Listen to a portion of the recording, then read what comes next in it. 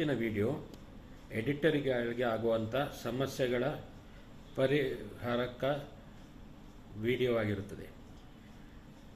ಈ ಕಾಲದಲ್ಲಿ ವೃತ್ತಿಪರ ಫೋಟೋಗ್ರಾಫರ್ಸ್, ವಿಡಿಯೋಗ್ರಾಫರ್ಸ್ ಮಧ್ಯದಲ್ಲಿ ಅನೇಕ ಅಸಂಘಟಿತ ವಲಯದ ಸ್ಟೂಡೆಂಟ್ಸ್ಗಳು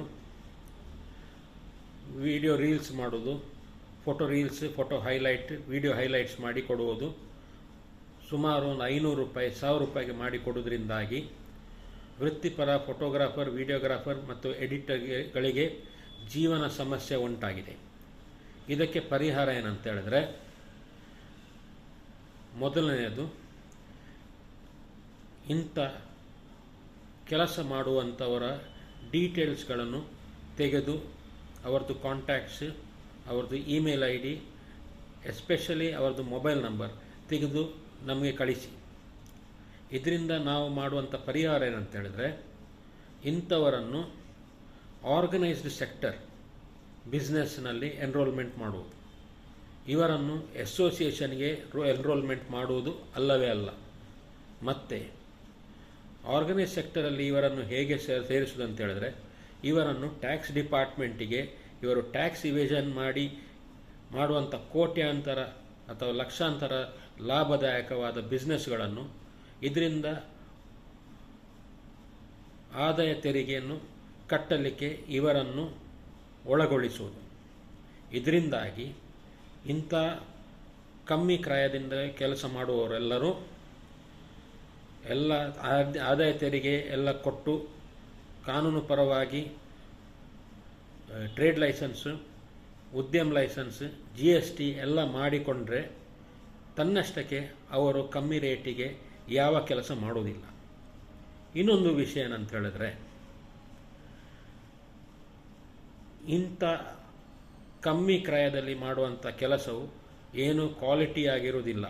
ಇದ್ದರೂ ಕೂಡ ಇದು ಇನ್ನೊಬ್ಬರಿಗೆ ಹೊಟ್ಟೆಪಾಡಿಗೆ ಅಪಾಯ ಮಾಡುವಂಥ ಪರಿಸ್ಥಿತಿ ಆಗಿದ್ದ ಕಾರಣ ಕೆಲವರು, ದುಃಖಕರದ ವಿಷಯ ಏನಂತ ಹೇಳಿದ್ರೆ, ನಮ್ಮವೇ ವೃತ್ತಿಪರ ಫೋಟೋಗ್ರಾಫರ್ಗಳು ಇಂಥವರಿಗೆ ಕಮ್ಮಿ ದರದಲ್ಲಿ ಕೆಲಸ ಕೊಟ್ಟುಕೊಂಡು ಪಕ್ಕದಲ್ಲಿರುವಂಥ ಸ್ವತಃ ವೃತ್ತಿಪರ ಫೋಟೋಗ್ರಾಫರ್ಗೆ ಹೊಟ್ಟೆ ಹೊಡೆಯುವಂಥ ಪರಿಸ್ಥಿತಿ ಬಂದಿದೆ. ಇಂಥ ಫೋಟೋಗ್ರಾಫರ್ಗಳ ಡೀಟೇಲ್ ಕೂಡ ಕಳಿಸಿ ಇಂಥವರನ್ನು ಕೂಡ ಬಹಿಷ್ಕಾರ ಮಾಡಬೇಕು. ಇಂಥವರು ವೃತ್ತಿಪರ ಫೋಟೋಗ್ರಾಫರ್ಸ್ಗಳಿಗೆ ಇಂದ ಯಾವ ರೀತಿಯ ಸಹಾಯವು ಇಂಥ ಫೋಟೋಗ್ರಾಫರ್ಗಳಿಗೆ ದ್ರೋಹ ಬಗೆದವರಿಗೆ ಕೆಲಸ ನೀಡುವುದಿಲ್ಲ.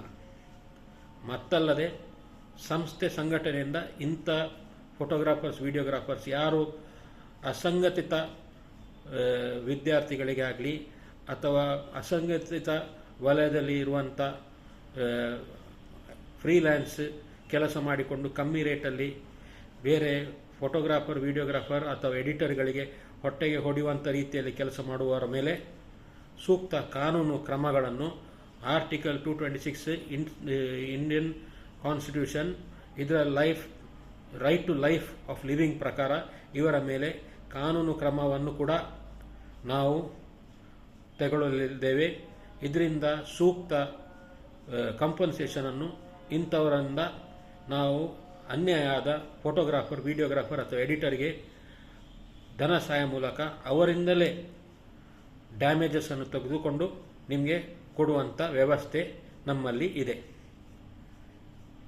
ಮಾತ್ರವಲ್ಲದೆ ಫೋಟೋಗ್ರಾಫರ್ಗಳೇ, ವಿಡಿಯೋಗ್ರಾಫರ್ಗಳೇ ತಾವೇ ತಮ್ಮ ಪಕ್ಕದಲ್ಲಿರೋ ಅಣ್ಣ, ತಮ್ಮ, ತಂಗಿಯರು, ಇಂಥ ಆಪ್ತ ಬಾಂಧವರು ಎಲ್ಲರಿಗೆ ಸಹ ಹೇಳಬೇಕೇನಂತ ಹೇಳಿದರೆ, ನಿಮ್ಮ ಒಂದು ವಿದ್ಯೆಯನ್ನು ಒಂದು ಕೀಳುಗೊಳಿಸಬೇಡಿ.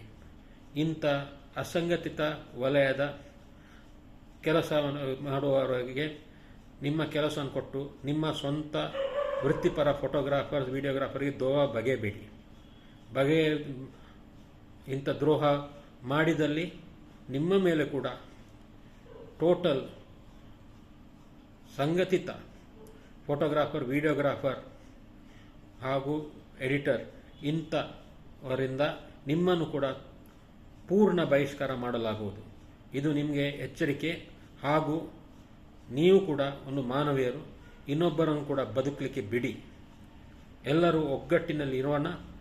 ಎಲ್ಲರೂ ಆಪ್ತರಾಗಿ ಎಲ್ಲರಿಗೆ ಸಹಾಯ ಮಾಡಿಕೊಂಡು ಎಲ್ಲರೂ ಕೂಡ ಜೀವನದಲ್ಲಿ ಉನ್ನತ ರೀತಿಯಲ್ಲಿ ಬದುಕೋಣ. ಜೈ ಕರ್ನಾಟಕ, ವಂದೇ ಮಾತರಂ.